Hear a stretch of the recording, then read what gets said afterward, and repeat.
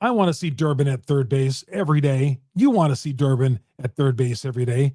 The manager doesn't think so. We'll get to that next here on Locked On Brewers.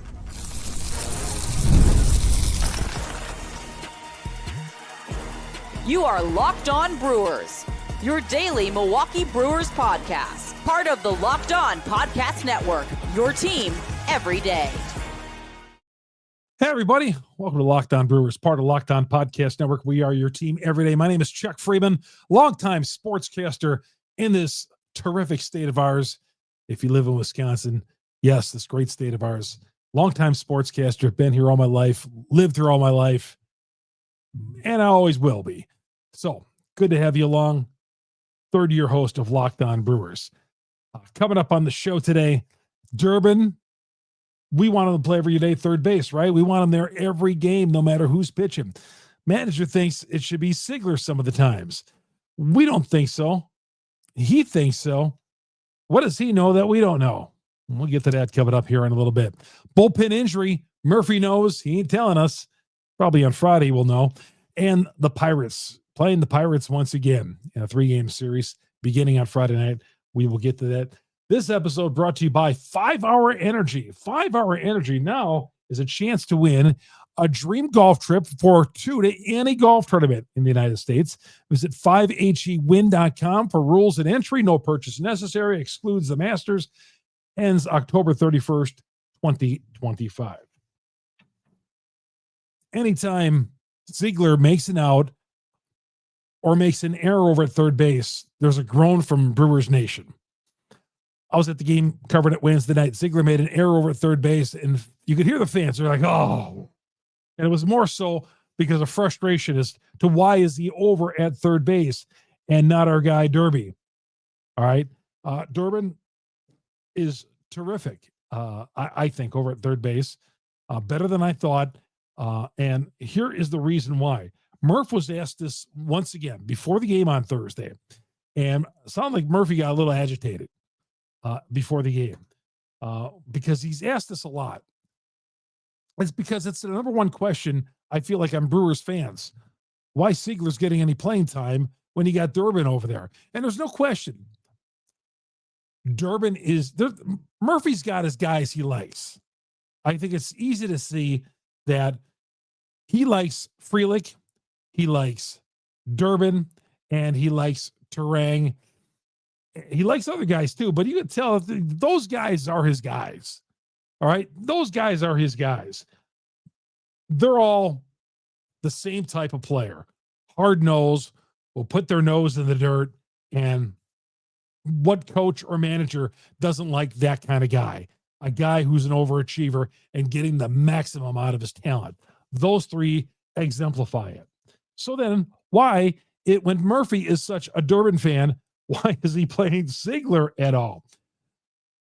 He thinks Seigler's got a great upside. He loves his at-bats. Now, his batting average doesn't show it. He's at 194. But there was an article done by Kurt Hogue, Journal Sentinel, really analytical article on this. And it talked about how Durbin, his weakness is on the inner half of the strike zone on breaking balls. And there are certain right-handers that are just not good. And when Murphy, good for Durbin, when Murphy talks about before game, this guy's just not a good matchup for this player. Obviously, there's something in the analytics. And the Brewers, Murphy doesn't go, he's not head over heels over analytics, but on some of the stuff he is. The analytics say Durbin can't hit certain hitters or pitchers. And Aaron Nola the other night was one of them. Inner half breaking balls. Interesting. So he runs Seigler out there at third base when Ziegler's not as good defensively.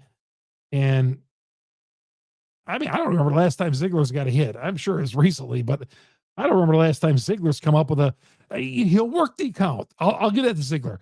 He'll get up there and it's not good morning, good afternoon, and good night. It's not going down in 3 pitches. He'll work the out. Sometimes he'll strike out in 3. He'll strike out, but maybe it'll be on 7 or 8 pitches. I don't know. The Brewers see something there in Seigler that they feel is untapped right now. All right. I don't know. I'd rather do that early in the season than when I'm trying to get the best record in Major League Baseball right now. But like I always say, when some of you guys write me questions, and I'm going to tell you where you can do that here in a little bit. Can we question the guy who's won 86 games? Right? I mean, Murphy's doing all the right things. He's easily the manager of the year, not only in the National League, but in baseball. But this is the one thing I think Brewer fans really sticks in their craw. And it does mine too, as well. I mean, the Sunday lineup comes out, or a weird lineup comes out for the Brewers. I'm over that now. Although the lineup came out today with Frelick, Terang, and we knew Yelich was going to be out. I'm like, okay, you just roll with it. All right. Past, I'd be breaking bobbleheads and all that, but I don't do that now. Now, the one thing is, though, I want to see Durbin in there every day. I don't give a care about Seigler. I'm not supposed to swear on this podcast. I didn't. I caught myself. You're not supposed to care. Or you're not. I don't care all that great about analytics. So Seigler is going to be, for right now, in there. It's not cut and dry that Durbin is in there against every lefty, although it seems to be. And then Seigler is going to be in there against every right-hander. So there's going to be a few right-handers that Durbin is going to be able to face. But Seigler, certain matchups, they want Seigler. The analytics say he's got to be there ahead of Durbin because Durbin isn't good against the type of pitcher that he might be facing, one that throws on the inner half of the plate breaking balls. It has something to do with Durbin's swing. Okay, that's what I'm reading, and that's what I'm told. That's what I'm told. But Murphy got a little defensive this morning, and you know what? He likes to put these guys, these coaches and managers. I don't know if you ever picked up on it, but they all do it. LaFleur loves to do it in Green Bay. Murphy did it. McCarthy did it. Brewers managers, Council does it. They like to put the media out of the defensive. So you don't ask them. So you don't press them certain things. Managers and coaches in the state of Wisconsin love to do that. They love to intimidate the media. And not that, Murphy comes across a nice guy. He wants to know who everybody is and all that. That's great. But there are certain things people won't ask him because Murphy will sometimes turn it right back on you. Ned Yost used to do that stuff. I almost swore again. Ned Yost used to do that stuff. Counsel to a certain extent, he just kind of grimaces. And you don't want to be that guy if you're a media member when the manager's bristling at you. You just never want to be that guy. You don't want to end up on SportsCenter, as we say. But Murphy, like this morning, he goes, "Oh, did something happened? And everybody's questioned me about Seigler?" Like he's like baffled while we're asking him about Seigler. He's just stunned. That's just a little act so we don't keep on asking about it. That's all that is. But you guys don't care. You just want the team to win, right? Doesn't matter. Want the team to win. But that's it. Durbin is not starting every game because there's bad matchups apparently for him. Breaking ball, inner half of the plate, Durbin is not good at. Okay. Brewers did lose 2-3 to Philadelphia. We're all not happy about that. 2-0 on Thursday. Man kept on thinking they were going to get the big hit, second and third. Nobody on, couldn't deliver. Second and third, nobody out, couldn't deliver. Oh, that was frustrating. I'll tell you something. These games, these last two nights, man, my head felt like it was going to pop off. I was getting a stress headache today. And sports is not supposed to do that. Watching these games is not supposed to do that. But I'm living, as I said in my short post-game report today, which I do after every game, I'm living and dying on every pitch, like a lot of you guys out there. And I can tell you guys are because I read your comments and I can hear it. And you watch this every day. And so you're living every day with these guys like I am. But man, today, I got done watching that game 2-0. I'm like, God, I'm exhausted by watching this game. Brewers put guys on. Oh, are they going to get this guy in, a runner or not? Oh, they're working the count. They work the count to 11 and 12 pitches sometimes, and you're living on every pitch. And it's like, my goodness, I noticed today. It's stressful. It's entertaining, but these games are stressful. Am I the only one who's getting stressed out by watching these games sometimes? We got a nice lead in the division, 4.5, or in the National League, 4.5 over the Phillies. It's not clinched, but my goodness, Brewers are going to the playoffs, and I'm feeling like we're right on the edge. Right on the edge. Payamps, they used him in the 9th inning. What's the first time he's pitched since May? I did not have a good feeling like that. I was like, the Phillies, you knew that they're going to add a run there, and they did. 2 doubles, scored a run. Payamps in his first outing as they DFA'd him, and then he brought him back, and he was in Nashville, and they had to bring him up because they needed another pitcher with Miller out. 2 years ago, I trusted Payamps. Last year, I might have. No, I don't have any faith in Payamps. No, let's not trust this. This guy better not make the postseason roster. Just saying. Although the Brewers do have another injury in their bullpen as of late Thursday night, early Friday morning that we don't know about. So maybe Payamps is going to be around for a little bit. I checked the live line when the Brewers had runners at second and third and nobody out. They were minus 450 in a span of like 2 minutes. They went from minus 450 to plus 110. That's how quickly that inning ended for the next 3 hitters. Some of you are frustrated with Jansen. He's 7 of 38 since joining the Brewers. No homers, 2 doubles. Didn't lay down a bunt.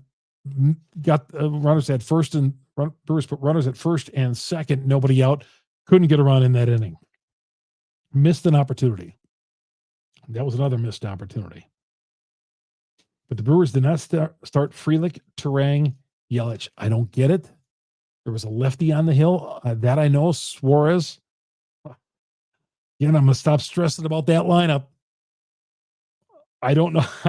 I don't know how in good conscience, if you already know Yelich is going to be out, how you feel about it? Well, Yelich is going to be out, so I'm going to just give Frelick and Turang the day off too. I don't know. That would be a tough one to me. I'm sitting in the manager's office and I'm writing my lineup and say, who am I going to play today? Well, Frelick and Turang. Well, we got a lefty out. Yelich is already out, so I think, I'll sit Frelick and I'll sit Turang. Those two are looking at each other and probably say, what? We're not in the lineup again? I don't know. I just had a hunch that those two aren't going to be in. Yelich did miss, again, because of the back. They hope to get him back this weekend. Murphy said it was a good day to rest Yelich, probably, obviously, because the lefty is, but he rested Frelick and Turang as well. Later saw pinch hit spots, but man, yeah, stop worrying about those lineups. I put out a tweet about that. Stop worrying about that. Jansen, back to that issue. I like Derek Haas better. I thought Jansen was going to come here and produce better than he is. A little bit better defensively than Haas. And they feel he's better offensively than Haas. But hasn't shown it. Couldn't get that bunt down. You got to get that bunt down. All right, we come back. We'll talk about that mysterious bullpen injury and how it's going to affect things. We'll get to that next. Chuck Freimund here on Locked On Brewers, part of the Locked On Podcast Network. We are your team every day. Zippix is a new sponsor of Locked On Brewers. Well, you need a boost of power throughout the day without reaching for another cup of coffee or an energy drink. That's where Zippix caffeine toothpicks come in. Instead of the crash you get from the sugary drinks, Zippix gives you a clean, convenient burst of caffeine anytime and anywhere. And if you're looking for that nicotine satisfaction, they've got Zippix nicotine toothpicks as well. The flavors are legit. Peppermint, watermelon ice, and spearmint, so it's just not energy. It also tastes good. They're pocket-sized, discreet. You can take them anywhere. Ready to try them? Go to zippixtoothpicks.com. Use the promo code LOCKEDON for 10% off your first order. zippixtoothpicks.com. Promo code LOCKEDON. Zippix Toothpicks. Energy and focus anytime you need it. Chuck Freimund here on Locked On Brewers. Good to have you along here on a Friday. That was a fast week, wasn't it? Phillies were here. I mean, probably a long week for Phillies because they've been in that hotel since Sunday night where they're staying, the Pfister.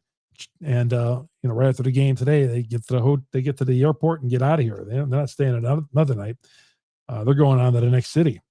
Meanwhile, the Brewers, after their game tonight, they took off for Pittsburgh. We'll talk about the Pittsburgh series coming up here in a little bit.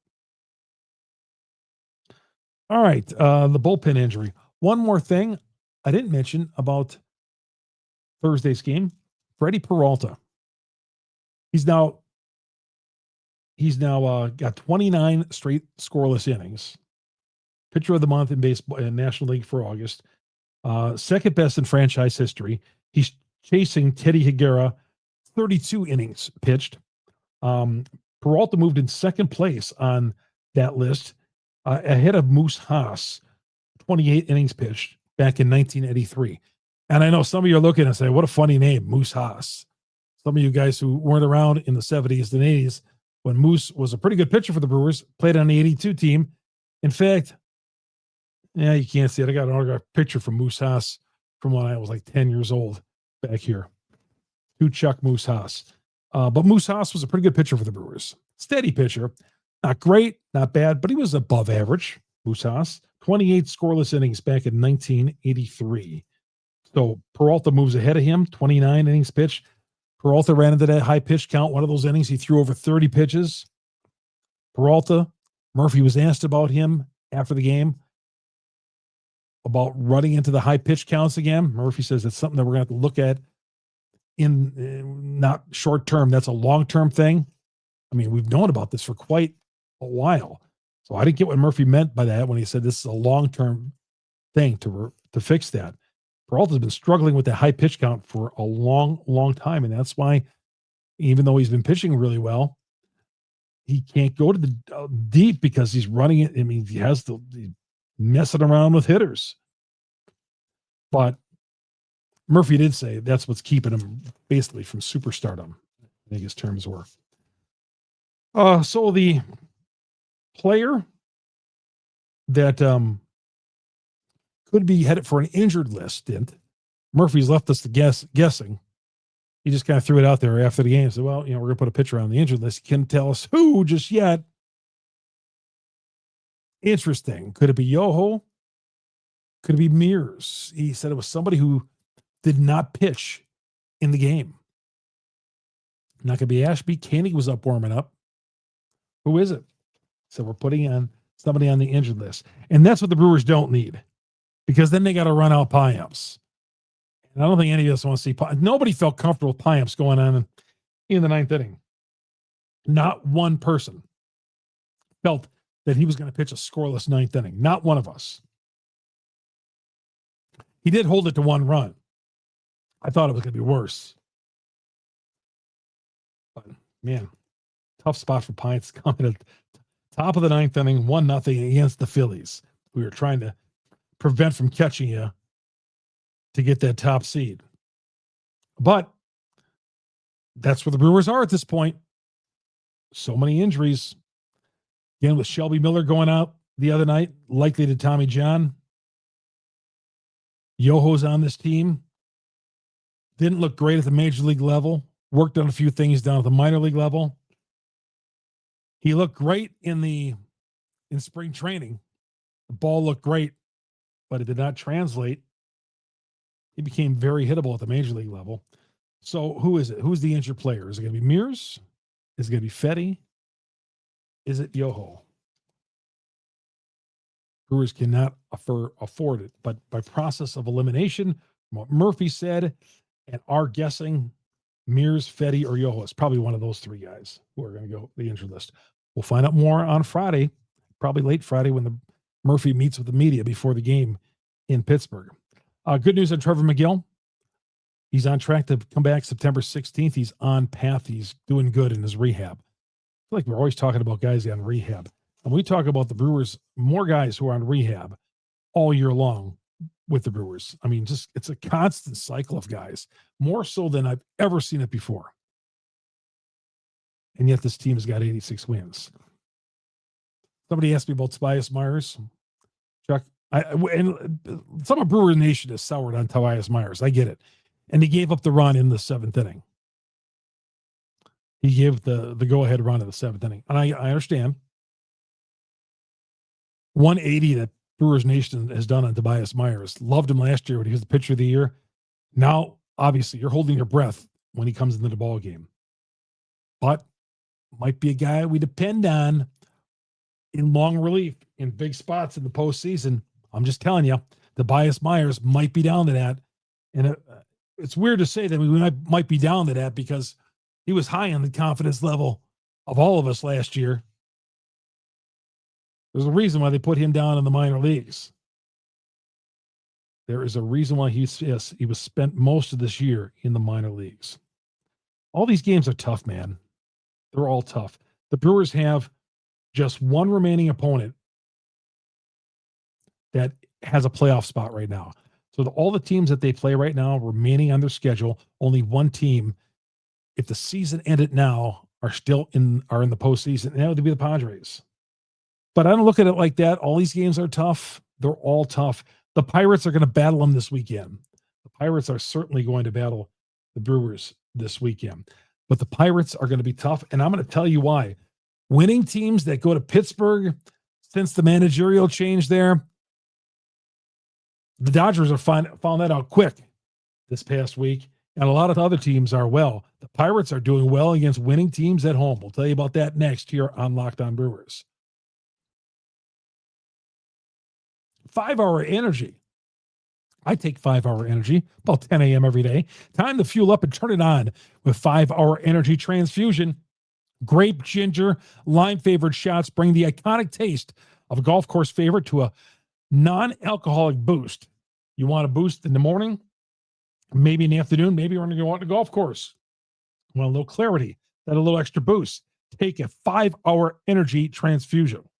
Whether you're on the course, need an extra push to power through your day, 5-hour energy transfusion delivers the clubhouse flavor you love without ever leaving the green. And check out their contest as well.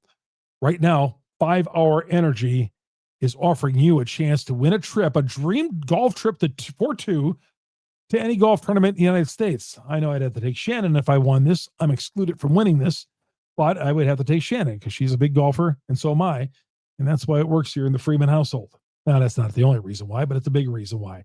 But you can take anybody you want if you win this contest. You can take any golf tournament you want, except the Masters. But go to their website, 5hewin.com, for full rules and entry. No purchase necessary, but enter in this contest. Ends October 31st, 2025, and they'll have all the rules on there.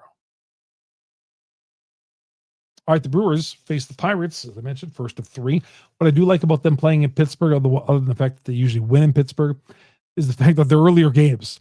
I love the earlier starts. 5:40 start in Pittsburgh. You know, when they play on the East Coast, they always play those earlier starts. So they used to be 6:05 in Pittsburgh. Now it's 5:40 starts in Pittsburgh. And that's what'll be Friday. 5:40 start on Friday. The pitching rotation for the Brewers in these 3 games, Priester, Woodruff, and Mizorowski. Oviedo is going to pitch for the Pirates in game 1. Keller in game 2.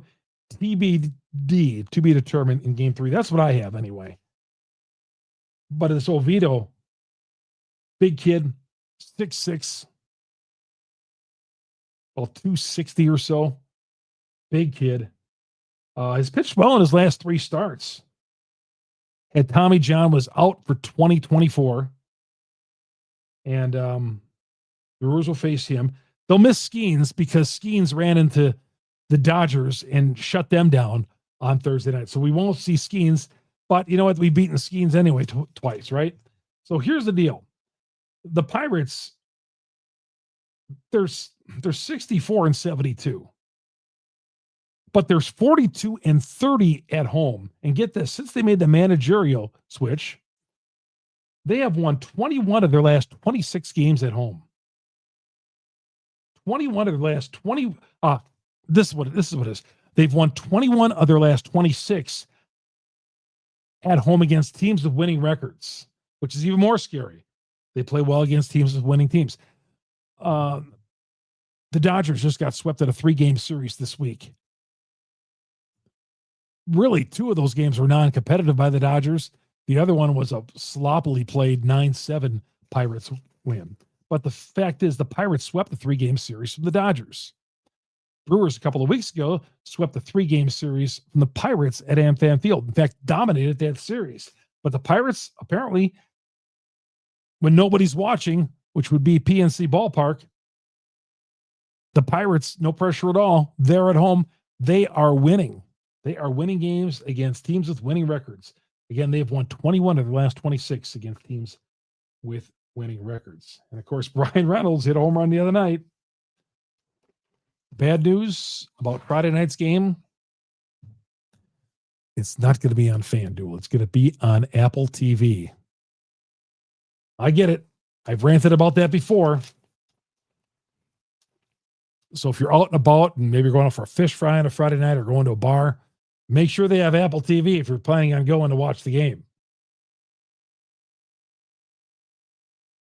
Otherwise, golf or something won't be on the TV. But, yep, it will be on Apple TV. That's going to do it for the show. Hey, thanks for making us your first listen to every day here on Locked On Brewers. Please hit me up on Twitter, Chuck Freimund, Freimund. Direct message me. I will always get back to you. I get a lot of your direct messages. I may not get to you right away. I will get to you, though. I mean, as soon as you send something, may not be at that second, but I will get to you. Or you can hit me up on Facebook as well. Drop me a message there, Chuck Freimund, and we can chat there. Anything you want to talk about with Brewers baseball. Some of you guys have asked me Packer questions like who you should take between the Packers and Lions on Sunday. I think the Packers are going to win that game on Sunday. But yeah, hit me up on those two places. And again, become a subscriber to YouTube. Locked On Brewers on YouTube. Hit the subscribe button. Hit the bell that alerts you every time we drop an episode on Locked On Brewers. We're here talking Brewers baseball 5 days a week. In October, postseason, we will be here 7 days a week talking Brewers baseball with you. And of course, hit me up on any of the audio platforms, Locked On Brewers, Google, Spotify, Apple. We're on all the major downloads because we're the #1 Brewers podcast. Every podcast platform has us out there. Just got to go Lock On Brewers. Go to their search, go hit Locked On Brewers, and hit the alerts. So every time we drop an episode, you get that. And hit the alerts on YouTube especially, because I drop short videos immediately after a game, short 60-second videos that I put up on Twitter, but you can get them right to your phone or device right by subscribing to Locked On Brewers on YouTube. And as always, all the content is always free. How about that? And on that note, have yourself a great weekend, everybody. We'll talk to you on those short videos after games. And our next Locked On Brewers podcast coming your way late Sunday night. My name is Chuck Freimund. Locked On Brewers, part of Locked On Podcast Network. We are your team every day.